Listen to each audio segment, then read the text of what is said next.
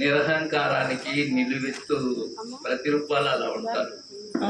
నిన్న ఒక సభలో ఉన్నారు మా రఘునాథాచార్యులు, ఆ సభకి అధ్యక్షత వహించినటువంటి సుబోధానంద ఉన్నారు. ఎందుకు పడుతుంది గురువు గారు చెప్పాలనుకుంటే అవన్నీ తెలుసుకునే కదా గురువు దగ్గరికి వస్తారు శిష్యుడు. 12 సంవత్సరాలని ఎవరు చెప్పారయ్యా అనేటువంటి ఒక చిన్న సంశయం. ఇప్పుడు ఆయన చెప్పినటువంటి క్రమం సక్రమంగా తెలియాలంటే ఎంతకాలం పడుతుంది మనకు?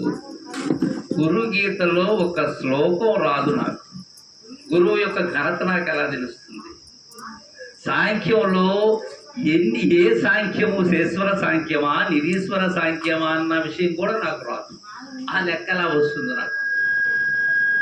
సాంఖ్య ఆవిర్భావం ఆత్మ అనబడేటువంటిది ఎక్కడ నుంచి వచ్చింది? సరే, సృష్టి క్రమం ముందు నీవెవరు అనేటువంటి విషయమే నాకు తెలియదు. దాన్ని విచారించాలంటే ఎంతకాలం పడుతుంది? సరే, తారకంలో నా యొక్క సోహం ప్రయాణం ఈ సత్యక్రమంలో నేను ఎలా తిరుగుతున్నాను అనే విషయాన్ని గురువు చెప్పినటువంటి విధానంలో నేను ఆచరించేదానికి ఎప్పటికి పడుతుంది? అమనస్కం అనబడేటువంటి ఆ ఈశ్వరంలో ఉండేటువంటి మాయ ఏదైతే ఉన్నదో అది ఇక్కడికి వచ్చి మనసుకు సుఖదుఖ కారకమైనటువంటి మనస్సు ఏదైతే ఉన్నదో అది అమనస్కం అనేది పరిపూర్ణ బోధ దగ్గరికి వెళ్తే లేదు. ఈలోగా ఉన్నది కదా. తర్వాత మహావాక్యములు 4 మహావాక్యములు విచారణ ఉన్నది కదా. తర్వాత 4 మహావాక్యాలు నిరసన చేయాలి కదా. ఎలా నిరసన చేయాలి? త్రివిధ లక్షణాలు ఉన్నాయి దానికి. జహర్ లక్షణము, అజహర్ లక్షణము, జహర్ లక్షణము. ఈ 3 లక్షణాలతో వాటిని కావాలి కదా. తర్వాత వార్తికం నీకు తెలియాలి కదా. ఇన్ని చేసిన పిమ్మట మాయలాడి అయినటువంటి ఎరుక యొక్క స్వస్థాన స్వరూప స్వభావ స్వలక్షణాలు అందుకోవాలి కదా. ఎంతకాలం పడుతుంది? అందుకు పెద్దలు చెప్పింది 12 వర్షములు దీనికి కావాలి అని. మనం నిజంగా ఆలోచిస్తే నా వరకైతే 12 సంవత్సరాలు అయితే అయింది గురువు దగ్గరకు పోయి. 50 సంవత్సరాలు పుడితే 53వ సంవత్సరం ఇది.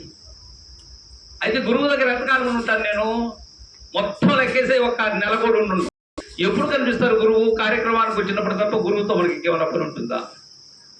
మన గుండెల మీద మనం చేసుకొని చెప్తాం. ఎప్పుడైనా గురువు దగ్గరకు పోయి ఆయన దగ్గర కూర్చొని బోధని ఆశాంతం వినేటువంటి శిష్యులు ఎంతమంది ఉన్నారు?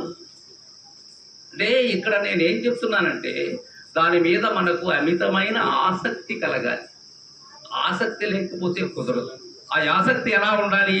విడవనటువంటి పట్టు ఉండాలి. అలా దీని యొక్క బోధనా క్రమాన్ని సమయం కొద్ది అయినప్పటికీ కూడా మన మీద దయ చూపినటువంటి గురుదయానంద మన రాములు యాదవ్ గారికి 12 వందనాలు తెలియజేస్తున్నాను. తర్వాత పరిపూర్ణ బోధ దయానిధి హరి గారిని ఉపన్యసించవలసిందిగా కోరుతున్నాను.